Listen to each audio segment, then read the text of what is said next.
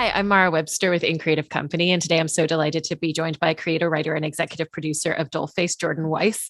And I actually wanted to start by talking about the way in which you create and write scenarios for your characters, because you've mentioned in the past that very early on in your career, you got some great advice about always writing characters into situations that will take them out of their comfort zone. Like if a character is afraid of the dark, write them into a situation where they're in the dark and they're facing that.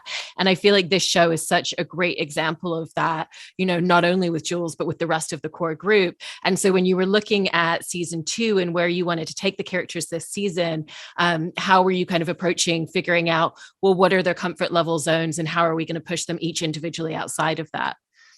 Yeah. I think you have to do so much work in the first season of a show to just introduce, especially with like an ensemble cast, like introduce like, this group of friends who are all of these people.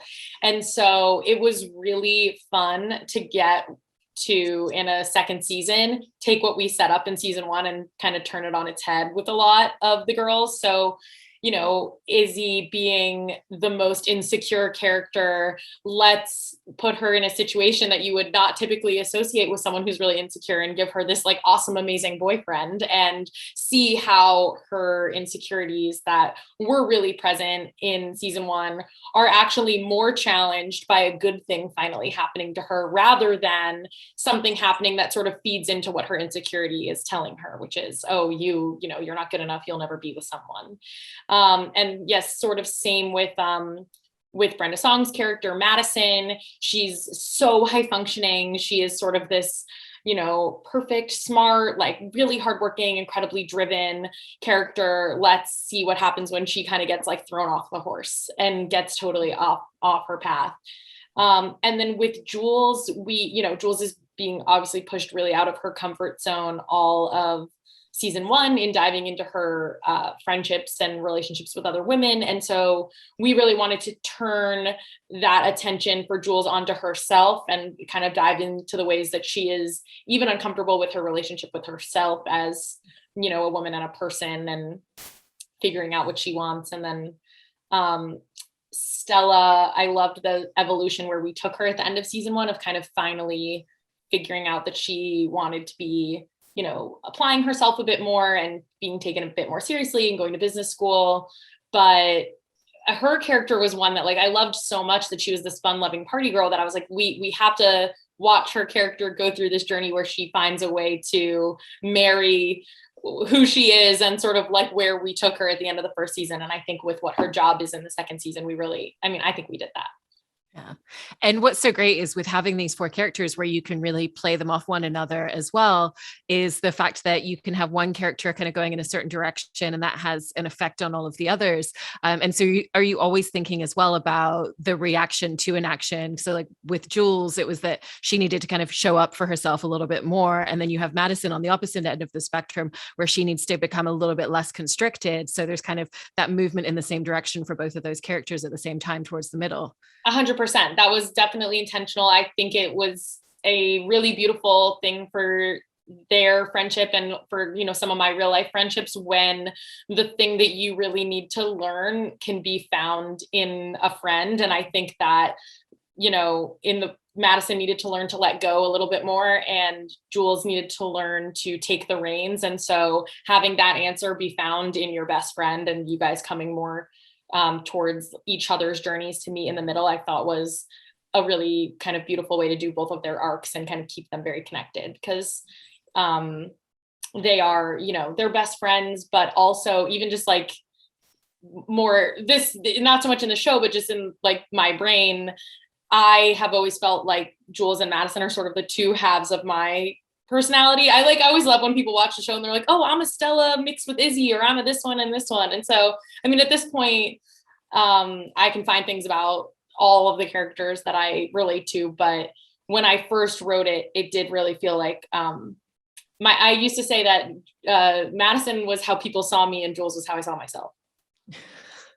I really love that. And when you were first writing that friendship dynamic, kind of going back to the beginning of season one, how did you find that really unique space in their friendship? Because it was something where you were writing these two characters that knew each other so well previously and had been incredibly close, but obviously hadn't been close to each other for a number of years. And so there was this real gap and this real distance.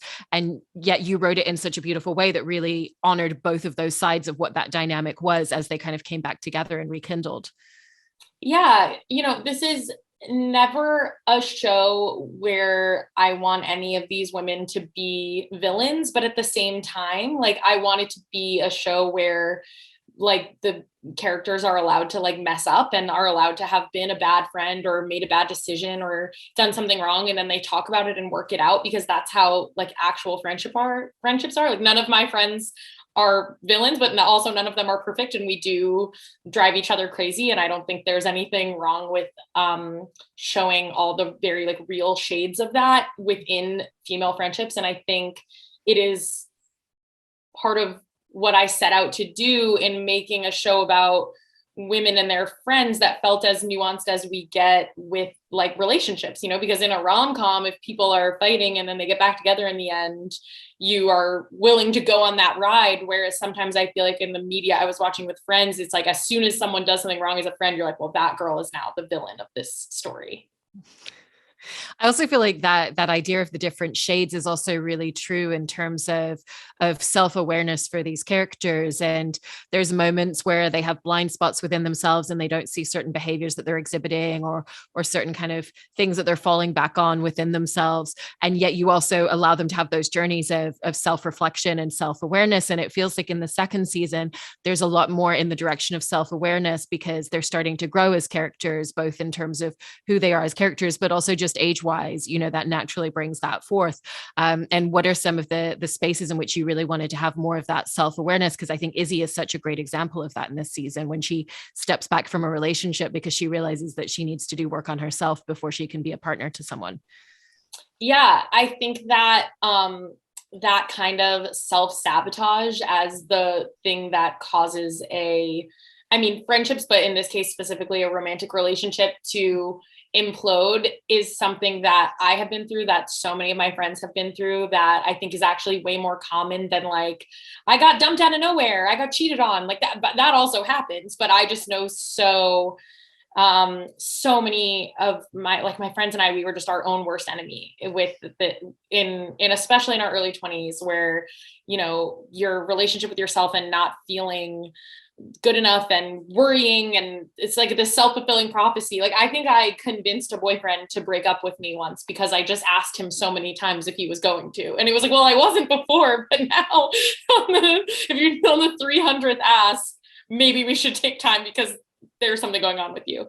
And so but you still sort of, it's self-awareness, but she also does sort of need her friends in the season to ultimately kind of snap her out of it. And I like, at one point, something I've had friends say to me that Shay Mitchell's character says to Izzy, she says, if you don't start being nicer to yourself, I'm going to beat the shit out of you, which is like, just when you want to grab your friend and you're like, just love yourself as much as we love you. You're being so annoying. Also, I love the song that we get to see Izzy perform in the show this season, and wanted to ask you about that because I know that you wrote the lyrics and worked really closely in conjunction with the composer that wrote the music for it as well, and was really interested in how you set about creating the lyrics as something that's a real external reflection of an internal journey for a character. Yeah, I had so much fun doing that. I'm like a theater nerd at heart. I grew up doing musicals and like especially kind of leaning all the way into like that Disney fairy tale, very cliche musical in that way. I was Belle once in Beauty and the Beast. This is just, this interview goes completely off the rails and I start listing roles I played in middle school. But I felt like again, I say, I relate to something in all of the characters. Me and our showrunner Michelle and our group of writers write to everybody, but there was something I felt so close to in Izzy's story about this idea of I'm stuck with myself for the rest of my life. And in like that fairy tale imagery that is like very classic of sort of a princess trapped in a tower, like how that felt to me is like I'm the tower. Like I am that's the sort of chorus of the song, is what magic power could come set me free when the terrible tower I'm trapped in is me. And so that was sort of the first notion that I came up with as like a chorus, and then ended up writing verses to go along with it. But it was a fun experience. It was a lot more internal and emotional writing that. I think, when we're breaking the show, you're in a writer's room, or at least this year we were unfortunately on a Zoom writer's room, but it's like you're spitting back and forth. It's very high energy. Everyone's sort of joking around. And the song, it was like leaving the room one day and sort of just like being alone with my thoughts, being alone in my house, and really kind of just letting my more vulnerable side come out, not attempting to be so silly and sarcastic about everything. And even though, I mean, Esther's so funny and the performance is great and light, the song is actually pretty heavy, like the lyrics. And so I'm rambling now. It was a fun experience writing that. I also feel like that episode is such a great example of the way that you take the magical realism and those elements within the show. And that kind of shapes a little bit of what the voice of that episode's going to be. And it feels like each episode really has its own distinct identity, and particularly that one. And is it something where like you kind of start to come up with the idea of like, well, what's going to be the voice of the episode? What's going to maybe be the magical realism element? Or is it really just about starting to write the episode and then those things filtering in based on where the story's going? I knew I wanted to do something with fairy tales this season. I like had this sort of concept of like the warped relationship that we have with, or I say we, the warped relationship I feel like I have with fairy tales. As like I said, I like grew up on these, like I'm a 90s Disney kid. I like grew up on all of these movies and I loved them. But I also like looking back at them as an adult, they are not like the best moral lessons to be found. Like we do a riff sort of like making jokes about the plot of The Little Mermaid. And then after we had shot over the summer, I was listening to Malcolm Gladwell's podcast, Revisionist History, which is one of my all-time favorite podcasts. And he does 3 episodes about like basically everything that's wrong with the movie The Little Mermaid. So yeah, this is the only time in my life I can ever say this. Me and Malcolm Gladwell had the same idea, but he's a lot smarter than me. I knew I wanted to do something about that sort of like warped relationship that especially like women my age that grew up with these stories have with fairy tales, and do a spin on it through the lens of friendship and centering like the women and kind of being their own hero, being heroes for their friends rather than sort of waiting for your prince to come. And so that episode, we knew we wanted to use fairy tales as a theme, and then ended up doing like the song and the animation at the beginning felt like the most fun way to kind of lean into that homage. But we don't always come up with the magical realisms that way. Sometimes it's like, okay, we have an episode that is plot wise about this. What is the magical realism we can come up with that will service this like emotional story point?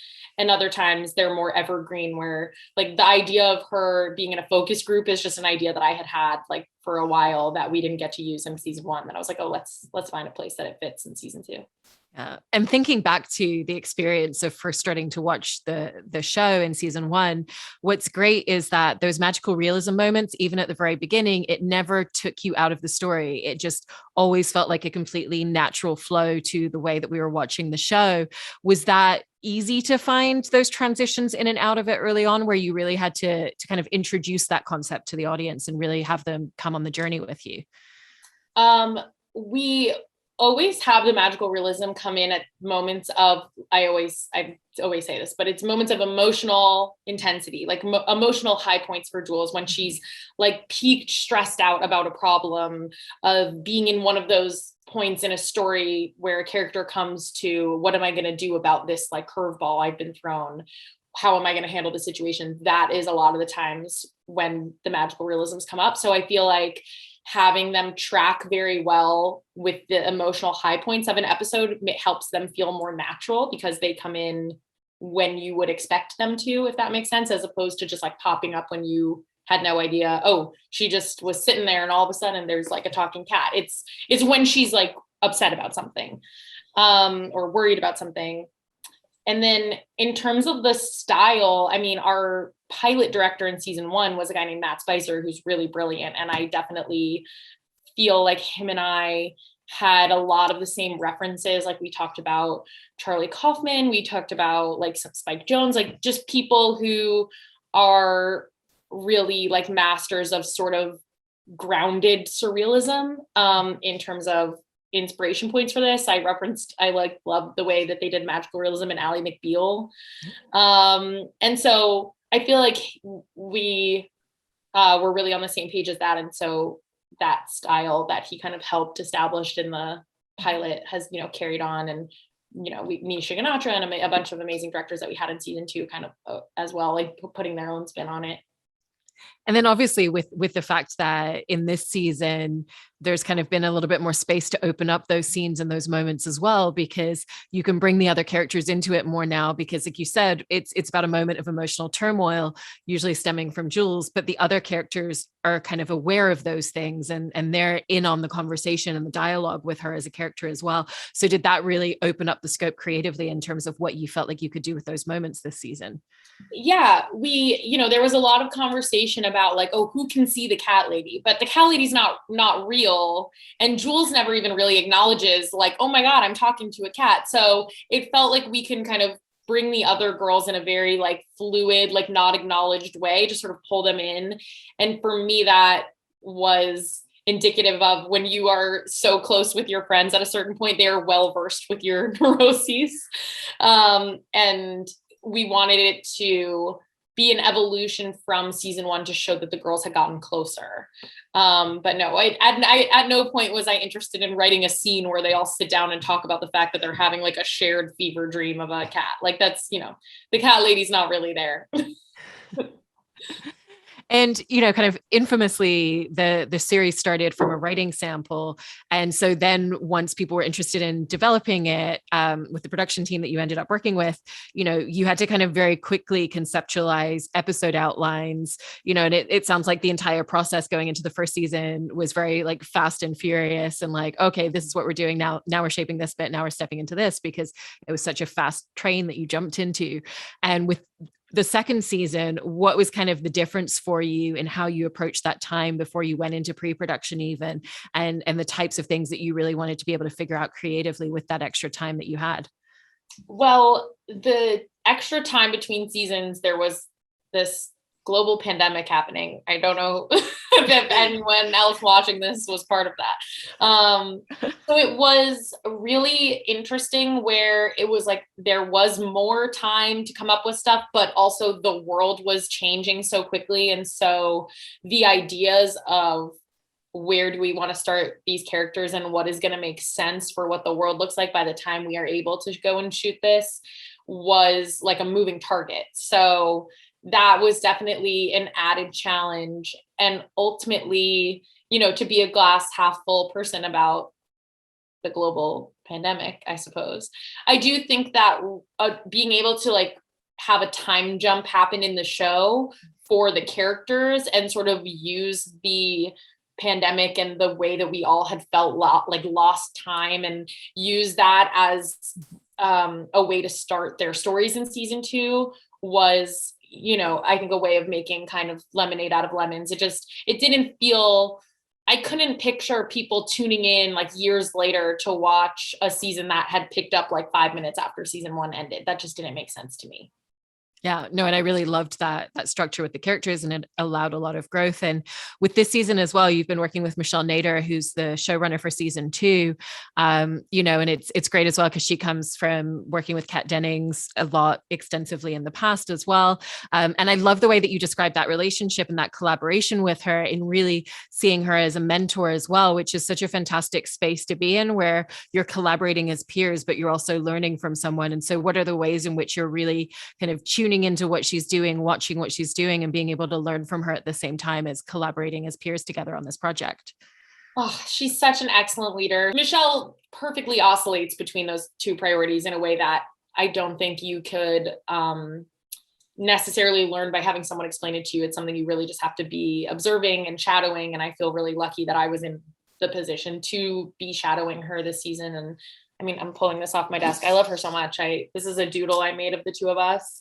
I drew us holding a candy bra because there's an episode where Jules and Izzy are eating a candy bra because we couldn't stop joking about the fact that in a sex store, I would like be eating the edible underwear. And so we talk about how our future production company name could be called Candy Bra Productions. So I framed this doodle for us for a wrap gift.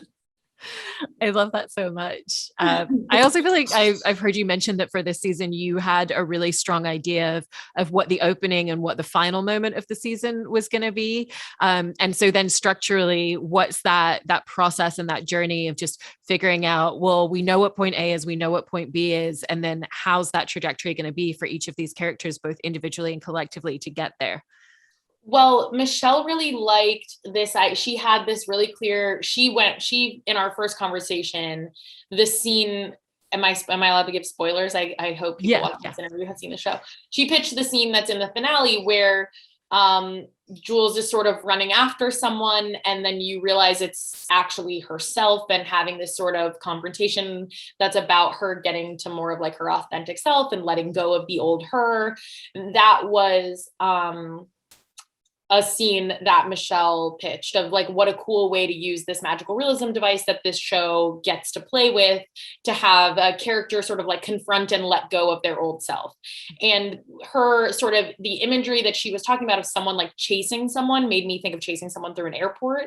And I was like, well, why don't we have her chasing herself through an airport, and we can use like an airport sort of motif as a way of starting the season, because it kind of then reminded me of the bus terminal in the pilot. And I was like, oh, we can sort of evolve on this metaphor of she's on this bus of brokenhearted women to women taking flights to their futures. And so kind of starting and ending the season in a significant way at an airport, and having that sort of, taking off and letting go, that the metaphors that felt baked into an airport, both in magical realism and in real life, was kind of our initial bookend first conversation that we had.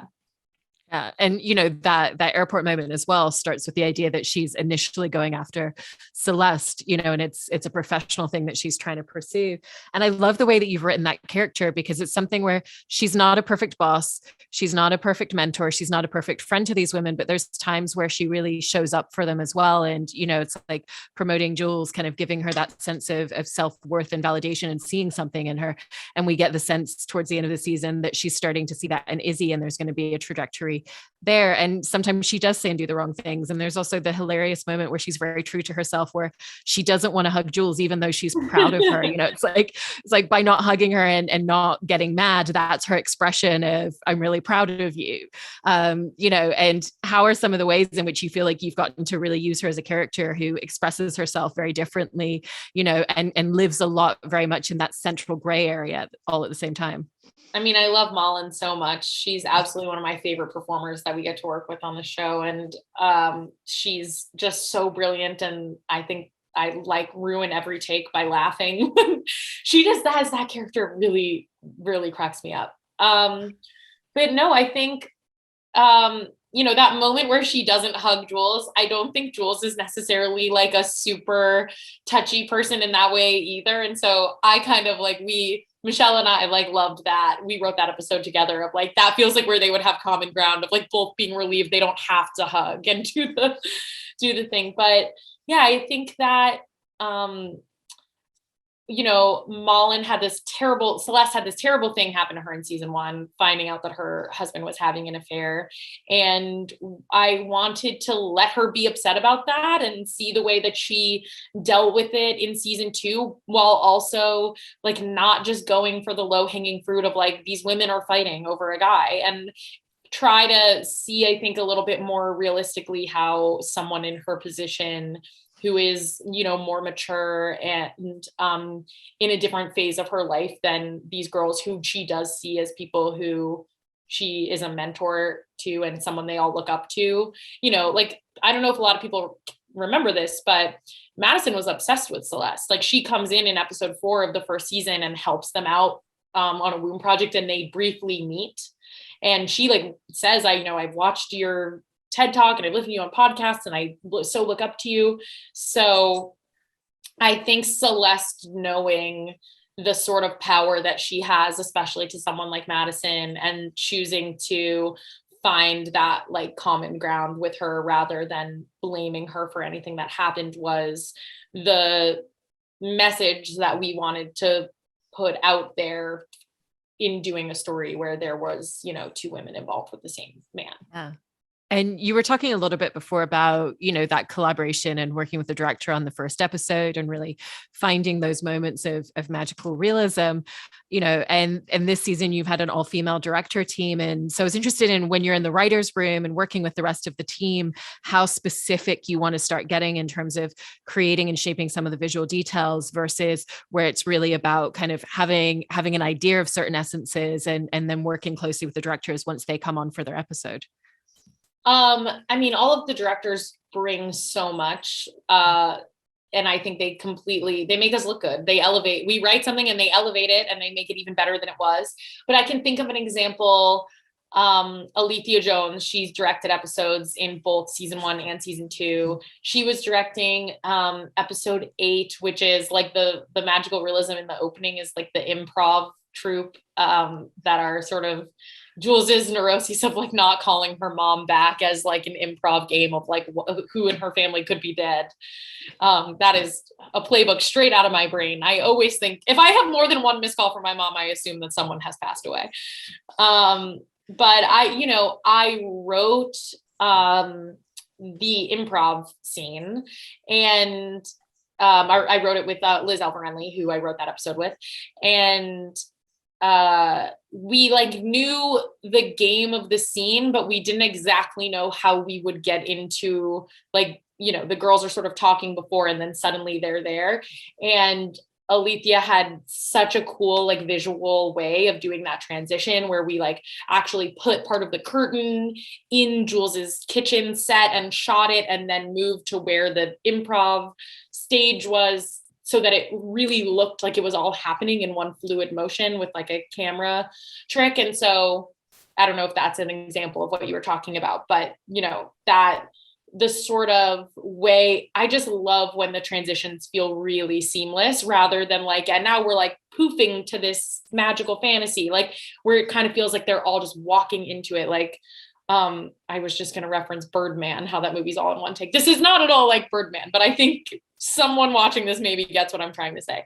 So having directors with really excellent vision to bring that stuff to life in such a grounded way, I do think heightens like what's there and makes it funnier. And, I want to direct. So it's also was awesome to just, I feel like I was the little kid, just like following them around on set, asking a million questions, trying to absorb and learn as much as I could this season. Well, I love that. And I'm so excited for you directing, episodes of this show or other projects in the future and Candy Bra Productions. Thank you. Potentially. Bra straps crossed. Yeah. Well, congratulations on such a great second season. And thank you so much, Jordan. Oh, thank you so much. It was so lovely talking to you.